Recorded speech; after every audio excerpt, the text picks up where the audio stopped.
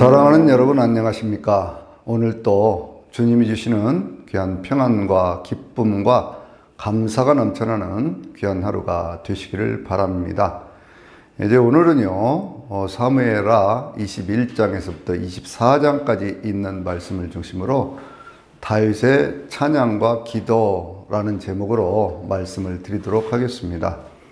우리가 어떤 사람이든지 간에요, 그 사람의 탄생이 있고, 그리고 성장 과정이 있고, 그리고 어떤 성공과 실패의 어떤 경험들이 있고요, 그리고 삶을 마감하는 그러한 상황들이 있는데, 특별히 이 사무엘하 21장에서부터 24장까지는 노년에 다윗은 어떻게 살았는가라고 하는 것을 우리에게 보여주는 그런 말씀입니다. 삶을 마무리해 갈 때요, 우리는 어떤 모습으로 마무리할 것인가를 한번 생각해 볼 수 있는 귀한 시간들이 되시면 좋겠습니다. 사무엘하 21장에서 24장까지는요, 그게 주제로 보면 한 4가지 정도의 주제가 있는데, 하나는 기브온 사람들의 원한을 갚아주는 내용이 하나가 있고요, 그 다음에 블레셋과의 전쟁의 모습이 있고, 그리고 다윗이 하나님을 찬양하는 내용이 있습니다.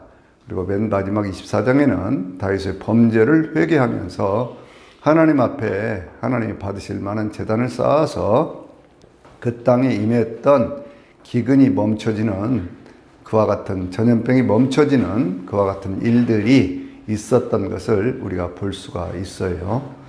이 사무엘서의 가장 큰 특징 가운데 하나는 뭘까요? 그것은 맨 처음에 사무엘상 1장을 출발을 할 때 한나라는 한 여인의 기도로부터 출발을 하지요. 자신의 삶의 그 원통함과 억울함 이런 것들을 하나님 앞에 기도로 풀어내는 한나의 기도가 있지 않습니까?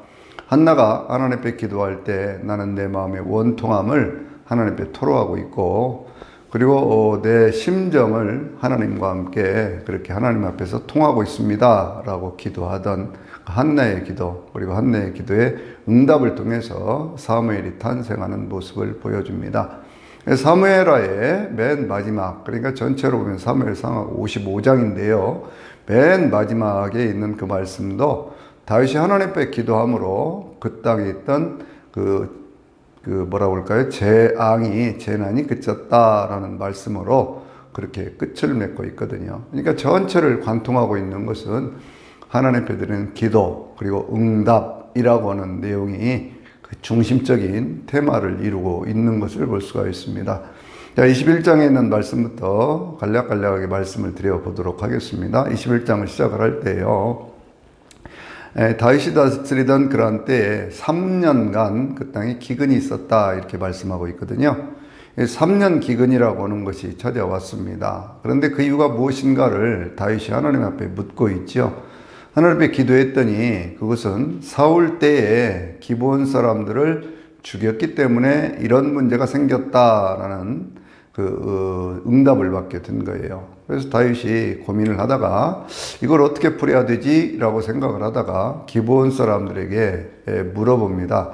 당신들의 그 원한을 어떻게 풀어주면 좋겠습니까? 라고 묻는 거예요. 이건 무슨 얘기냐고 하면 성경은 그렇게 얘기를 하고 있어요. 이 기브온 사람들이 누구냐? 그러면 여호수아서 9장을 보면요, 이스라엘 백성들이 가나안 땅을 점령해 들어갈 때에 그 땅에서 살고 있던 아모리 족속 가운데 한 부족이었었는데, 이 사람들이 거기에 그냥 그러고 있다가는 자기들도 죽음을 당하게 생겼다 생각을 한 거죠.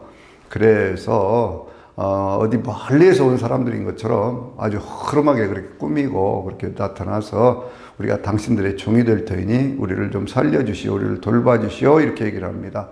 그러니까 거기에서요, 여호수아가 그 모습들을 보면서 그 땅에 살고 있는 사람들이라고는 생각을 하지 않았지요. 하나님은 가나안 땅에 살고 있는 7 족속들, 우상을 섬기고 있는 족속들을 진멸하라는 말씀을 했지만 그 말씀을 기억하고 있으면서도 여호수아가 그들에게 속았던 겁니다. 그래가지고 이제 죄악을 맺고 그들을 살려주기로 하고 성막을 돌보는 그와 같은 일들을 하도록 그렇게 만들어 줬었는데, 그런데 이제 알고 보니까 그 지역 사람들이었던 거예요. 그렇지만 이미 그들이 하나님 앞에서 맹세하고 죄악을 맺었기 때문에 그들을 살려주었었거든요. 그래서 그들은 꾸준하게 이스라엘 사람들 밑에서 일을 하면서 그 종족을 보존하면서 그렇게 살아왔습니다. 근데 사울이 왕이 된 다음에요, 성경은 아주 묘하게 말씀을 하고 있거든요. 그 기브온 사람들은 사울이를 학살했습니다 라고 얘기를 하고 있어요.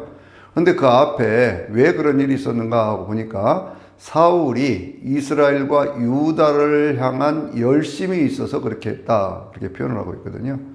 그러니까 이건 무슨 얘기일까요? 자기 동족들, 자기 민족들을 향한 열심이라고 생각을 하면서 거기에 아무 죄도 없는 애꿎은 그러한 사람들을 죽이는 일들을 했다, 그 말입니다. 그것도 학살이라고는 무슨 도입니까? 전혀 죄가 없는데 억울한 죽음을 당했다, 그런 얘기 아닙니까? 우리도 예전 6.25 때에 많은 양민들이 학살을 당했잖아요. 거기에 이제 그 정부에서 학살당한 사람들도 있고, 미군에 의해서 학살당한 사람들도 있고, 공산군에 의해서 학살을 당한 사람들도 있고, 수많은 사람들이 학살을 당했지 않습니까? 학살이라는 게 뭐예요? 전혀 죄가 없는데 그냥 끌고 와서 죽이면 죽음을 당하는 그러한 것들이 학살 아니겠습니까? 그런데 그런 일들을 기브온 사람들이 사울에게 당했다, 그 말씀이에요. 그것이 하나님의 뜻하고 전혀 상관이 없는, 그들은 하나님과의 그 앞에서 여호수아가 죄악을 맺고 살려준 그런 사람들이었었는데, 그들을 이스라엘과 유다를 위한 열심으로, 이 말은 하나님의 뜻과는 전혀 상관없이 그냥 자기 생각에 자기가 좋은 쪽으로 선택을 해서 사람들을 무참하게 죽이는 그 일을 했다, 그 말씀이잖아요. 그러니까 이 문제가 되어서 3년 기근이 있었다, 성경이 말씀하고 있는 겁니다. 그러니까 이제 다윗이 어떻게 할까라고 그들에게 물었더니, 사울의 후손 가운데 7명을 주면 우리가 그들을 목매달아 죽임으로 해서 우리의 원한을 좀 풀겠습니다. 그렇게 해주시겠습니까? 다윗이 다른 방법이 없잖아요. 그래서 사울의 후손들 가운데 7사람을 그들에게 내주었습니다. 그랬더니 그 7사람을 그 기브온 사람들이요, 그렇게 죽여서, 그렇게 해가지고는 그들이 죽음을 당하고 되고, 그 뒤에 이제 다윗이 그들의 시신도 수습을 하고, 또 그것을 기스의 집안에 사울과 요나단과 함께 장사를 지냄으로 해서 그 땅에 기근이 그쳤다라고 말씀하고 있거든요. 근데 우리가 이런 것들을 생각을 해보면 우리가 항상 생각해야 될 것이, 하나님의 뜻이 어디 있는가라고 생각을 해야지, 주변에 있는 사람들을 위한답시고 자기 생각대로 어떤 일을 하다 보면 그 일이 자기는 잘하는 일 같아도 그 일이 해가 되어서 자손들에게 큰 화를 일으키는 문제가 생길 수 있다라고 하는 거예요. 그래서 언제든지 살아가면서 선을 행해야 되고요, 하나님 보시기에 아름다운 일을 하려고 해야지, 자기 생각에 그냥 좋은 쪽으로 선택을 해서, 자기 소견에 좋은 쪽으로 선택을 해서 하나님의 뜻과는 전혀 상관없는 그런 일을 하다 보면 그 일이 빌미가 되어서요, 그 일이 원인이 되어서 자기 후손들에게 큰 화를 미칠 수도 있다는 거 우리는 늘 생각하고 살아야 됩니다. 그래서 성경은 선을 행하되 낙심하지 말지니 때가 이르면 거두리라, 이렇게 말씀하고 있잖아요. 항상 어떤 일을 선택을 할 때 하나님의 뜻이 무엇일까를 먼저 생각할 수 있는 저나 여러분이 될 수 있게 되기를 바랍니다. 그 다음에 있는 말씀을 보면은요, 이제 블레셋과의 싸움이 생겼거든요. 근데 다윗도 이미 나이가 들었습니다. 이때 이 본문에 있는 말씀들을 이렇게 전할 때쯤 되면은요, 다윗의 나이가 대개 한 65세 이쪽 저쪽이었다, 이렇게 볼 수가 있어요. 근데 다윗은 평생을 전쟁터에 살았던 사람이었기 때문에 급속하게 이 몸의 노화가 진행되었던 것 같아요. 그래가지고 이게 블레셋과의 싸움이 붙었는데, 거기에 블레셋 장군 하나가 다윗을 죽이려고 달라드는데 그것을 장군들이 막아주죠. 막아서 살아나긴 하지만, 그때 성경은 뭐라고 말씀하냐면 다윗이 피곤하였다, 이렇게 말씀하고 있어요. 이제 더 이상 전쟁터에 나가가지고 그 전쟁을 이렇게 치룰 만한 그런 사람이 되지를 못했다, 그런 얘기죠. 근데 거기에 있는 그 장군들이 이렇게 얘기를 합니다. 왕이시여, 이제는 전쟁터에 직접 나오지 않으셨으면 좋겠습니다. 만일 왕이 죽는다고 하면 이스라엘의 등불이 꺼지지 않겠습니까? 그러니 이스라엘의 등불이 꺼지지 않도록 왕은 그냥 이렇게 궁에 계시면 좋겠습니다, 이렇게 얘기를 하는 거예요. 저는 이런 대목들을 보면서요, 참 다윗이 부러운 사람이다, 그렇게 생각을 해요. 다윗의 주변에는 언제든지 다윗을 위해서 헌신하는 사람들이 많이 있었거든요. 자기들의 생명을 걸고 목숨을 걸고 그렇게 하면서 다윗을 보호하고 다윗을 위해 주었던, 그런데 그것이 무엇 때문이었다고요? 제가 지난 시간에도 말씀을 드렸지만 다윗은 자신의 삶을 챙긴 것이 아니라 주변에 있는 사람들을 돌보는 그와 같은 역할을 했던 참된 지도자의 모습을 보여줬기 때문에 그런 것이죠.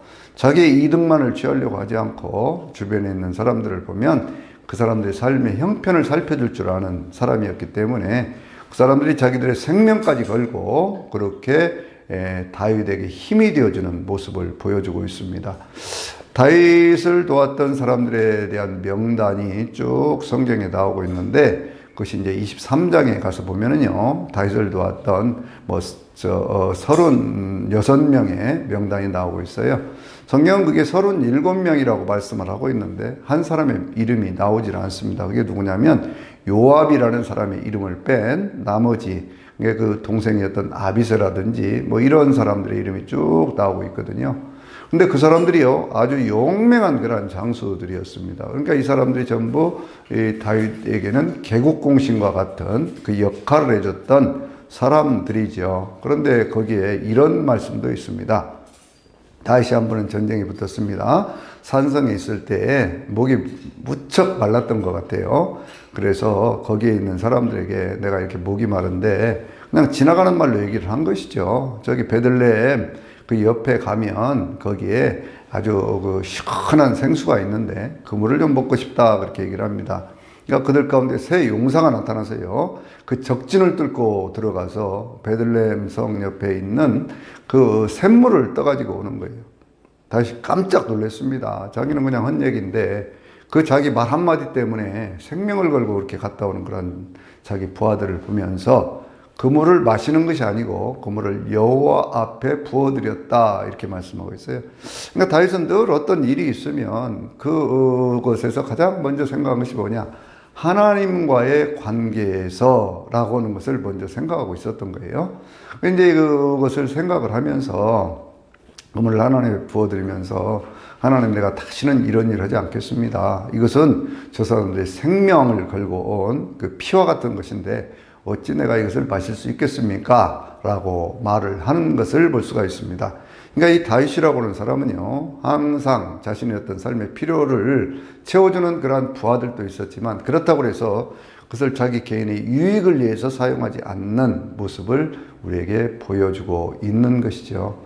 다윗의 생애 가운데요, 참 놀라운 것 가운데 하나는 뭐냐면 다윗은 어쨌든 간에 많은 여인들과의 관계는 그렇게 했지만 그 속에서요, 어떤 물질적인 탐욕은 없었다라고 하는 것을 볼 수 있는데 그것은 역대기 상 22장에 있는 말씀 보면요, 다윗은 전쟁터에서 모은 많은 것들을 그것을 전부 무엇을 해서 드렸느냐 그러면 하나님의 성전을 짓는 일에 쓸 수 있도록 솔로몬이 그와 같은 일을 잘 할 수 있도록 그렇게 전부 하나님 앞에 드렸던 모습을 우리가 볼 수 있습니다. 그러니까 다윗이라고 하는 사람은요, 자기 자신의 어떤 그런 유익보다는 주변에 있는 모든 사람들, 하나님의 영광을 위해서 헌신할 줄 아는 삶을 살았던 것이죠.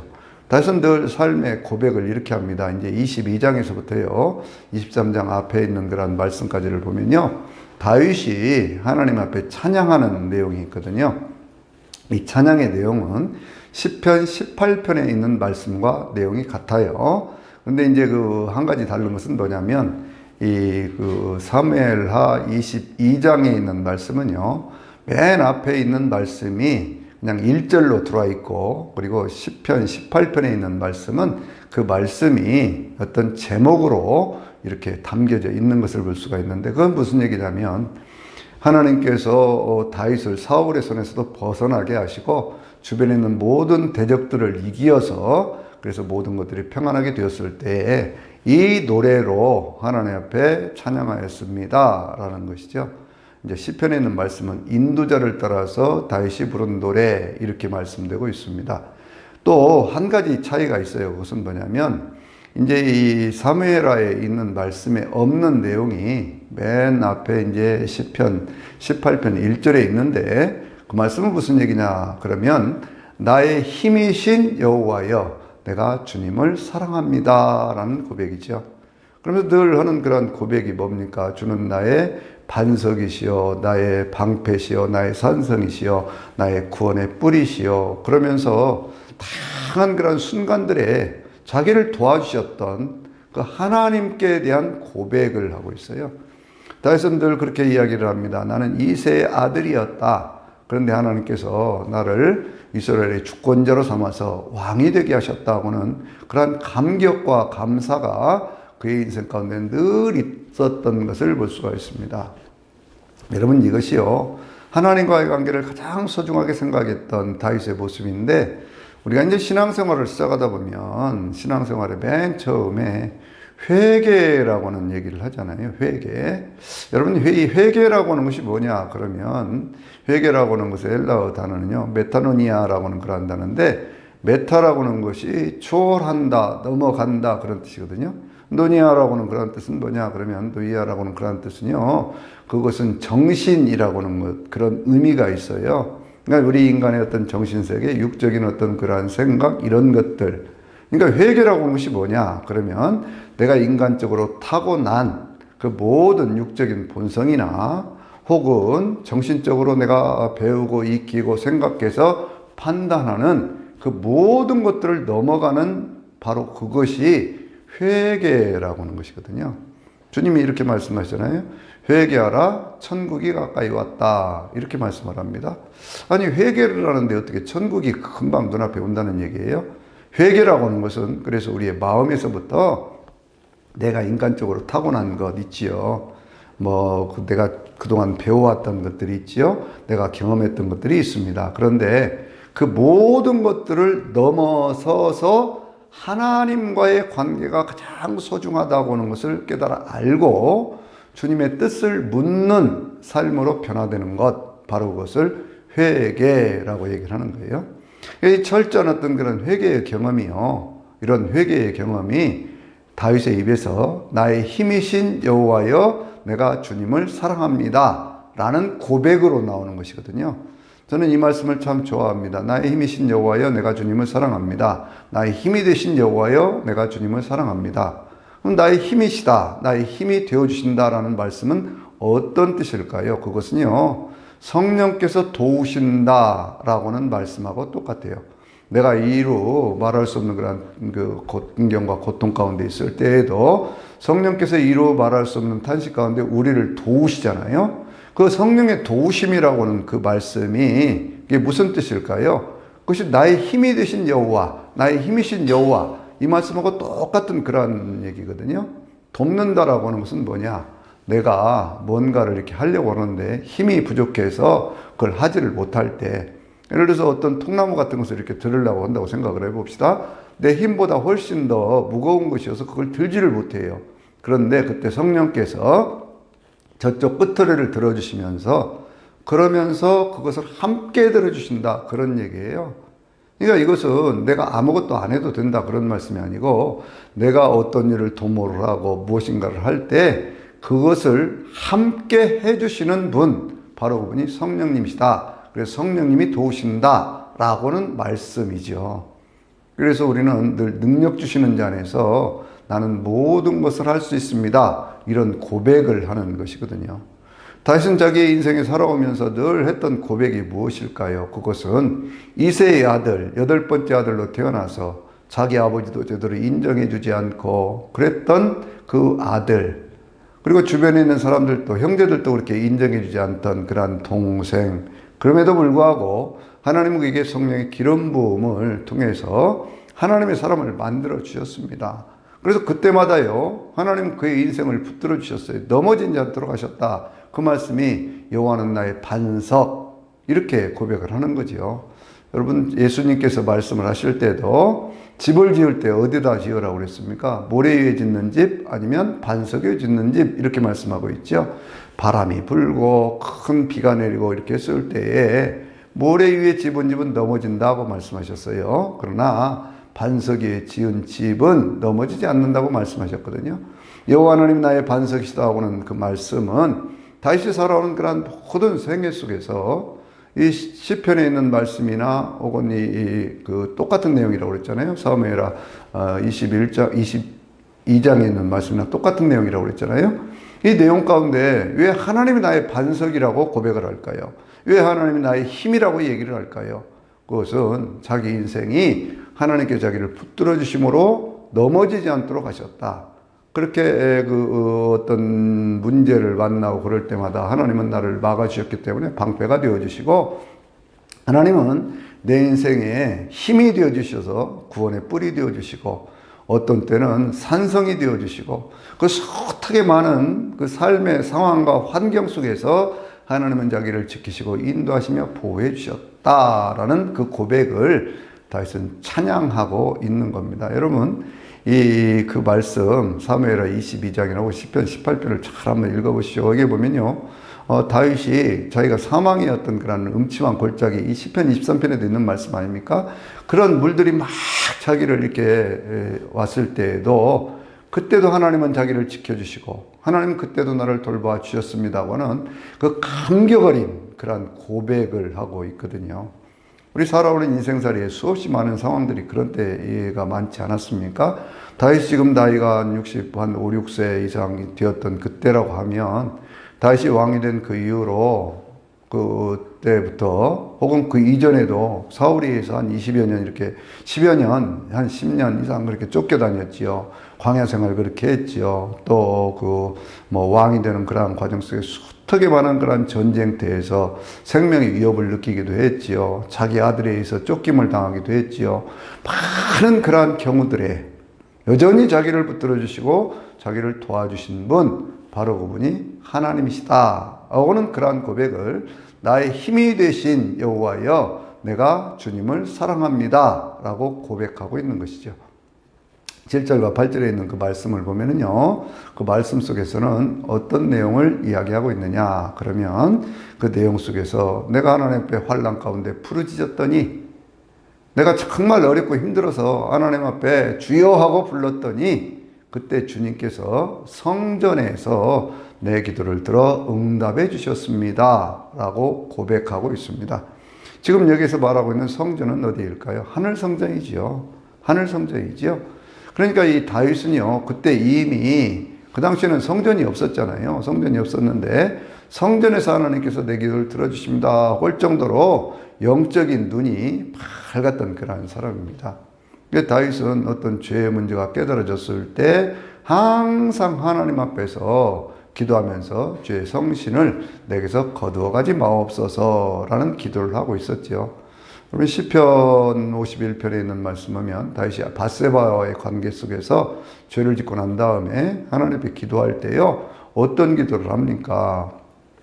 여러 가지 눈물을 흘리면서 그 눈물이 침상을 띄웁니다. 이런 고백도 하면서요, 그러면서 내가 주 앞에 범죄하였습니다. 하나님 앞에 죄를 지었습니다. 오직 주께만 범죄하였습니다. 이렇게 얘기를 하거든요.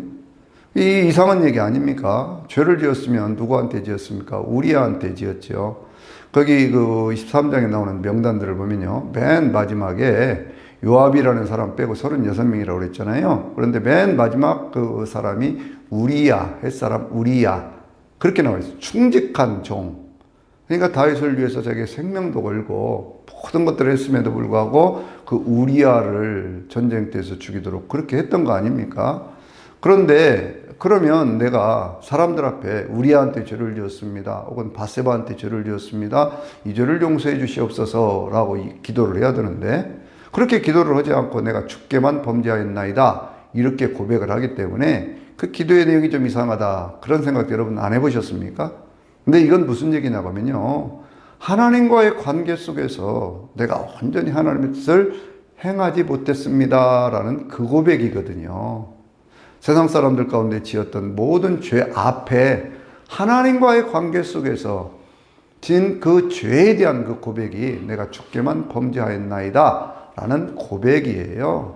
그래서 늘 제가 반복해서 지금 이 시간에 말씀을 드리는 것은, 우리의 인생을 살아가면서 늘 생각해야 될 것은 뭐냐면, 하나님의 뜻이 무엇인가를 생각을 하고 하나님 앞에 기도하고 하나님 앞에 찬양할 수 있는 그 믿음이 오늘 저나 여러분이 있어야 된다, 그 말씀이죠.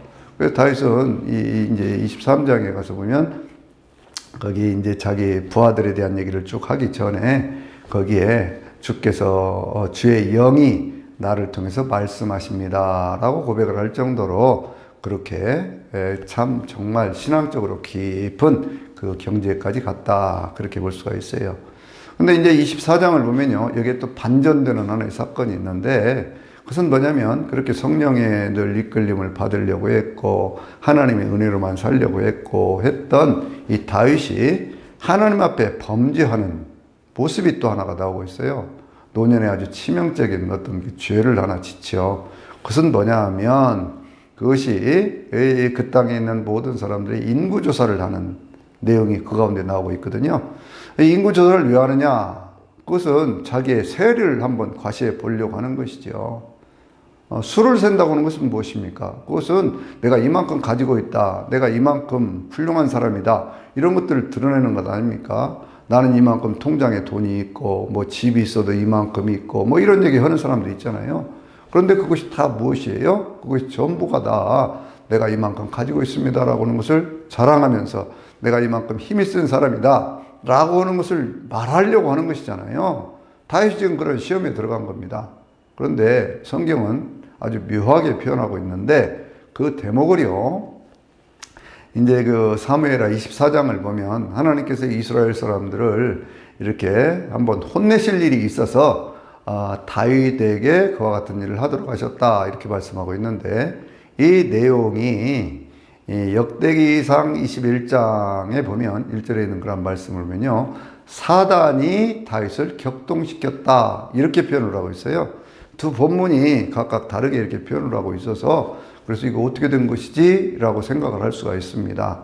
그런데 이 말씀은요, 우리가 이렇게 생각할 수 있어요. 우리가 살아가는 모든 삶에 기본적으로 우리를 시험에 들게 하고 이렇게 하는 것 자체는 뭐가 하는 것입니까? 사단이 하는 그런 역사지요. 그런데 하나님의 주권적인 허락 범위 내에서 그와 같은 일들이 벌어진다, 뭐 이런 정도로 생각할 수밖에 없어요. 그러지 않고 이것을 억지로 뭐 조화를 시키려고든지 뭐 이것을 설명을 하려고 하면 설명도 잘 안 되고 그렇거든요. 하여튼 두 본문이 그렇게 설명을 하고 있습니다. 이제 다윗이 요압과 그 휘하에 있는 군사령관들을 불러가지고 전체 이스라엘 땅을 다니면서 그 땅에 군대로 나갈 만한 그런 사람들 숫자를 한번 세어봐라, 그렇게 얘기를 하는 거예요. 근데 요압이 얘기를 합니다. 왕이시여, 그럴 필요가 뭐가 있습니까?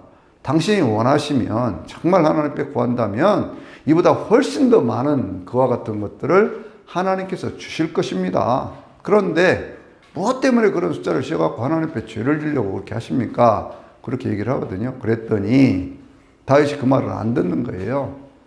그러니까 이 요압이라고 하는 사람을 보면요, 요압은 그 37명의 어떤 그 숫자 속에도 그 이름도 쓰지 않을 정도로 거의 다윗과 버금가는 군대의 총사령관으로서의 그런 지위를 누리면서도 다윗을 위해서는 충원을 아끼지 않았던, 물론 자기의 이해관계에 따라서 다윗의 뜻을 어겼던 적도 있지만 그러나 충실하게 다윗을 위해서 충성하고 봉사했던 사람이었다, 이렇게 볼 수가 있는데, 요압의 어떤 그런 삶의 말로는 또 참 웃긴다고 그럴까요? 하여튼 뭐 이런 것이 하나가 있어요. 그건 뭐냐면 나중에 이제 솔로몬하고 그 아들 아도니아하고 이렇게 그 왕권에 대한 경쟁이 붙었을 때 솔로몬 쪽에 서지를 않고요, 아도니아 쪽에 섰다가 그러다가 결국에는 노년의 삶이 이렇게 아름답게 마무리되지 못하는 모습을 우리가 볼 수 있습니다.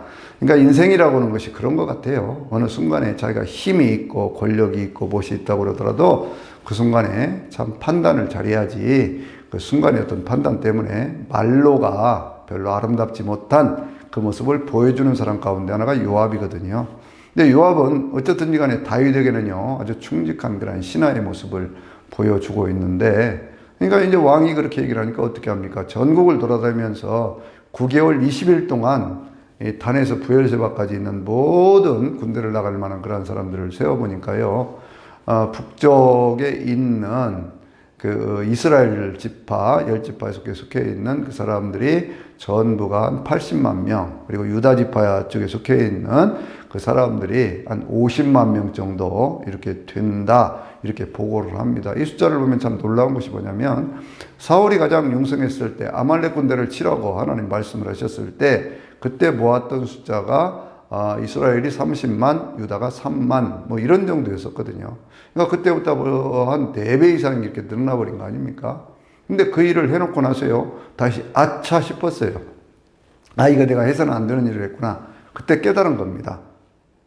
그러니까 이게 사울과 다윗이 틀린 것은 뭐냐면요. 사울은 어떤 잘못을 했어도 그 잘못 속에서 자기가 이게 잘못했구나 하고 회개하고 돌이켜서 그렇게 하는 모습이 거의 없어요. 그런데 다윗은 자기의 잘못이 깨달아지면 바로 그 순간에 다시 회개하고 하나님 앞에 돌아서서 하나님의 뜻을 묻는 모습을 우리에게 보여주고 있습니다.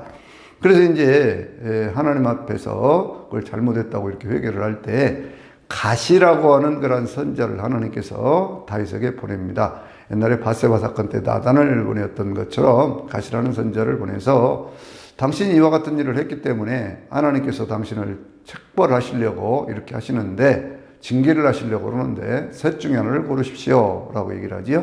하나는 7년 기근, 하나는 3개월간 이 다른 어떤 적군들한테 쫓겨다니는 것, 하나는 3일간 어떤 전염병이 도는 것, 이 가운데 무엇을 택하시겠습니까? 이렇게 얘기를 하는 거예요. 그러니까 다윗이 내가 사람들에게 쫓겨다니는 것보다는 하나님 손에 징벌을 받는 것이 좋겠습니다 라고 얘기를 합니다.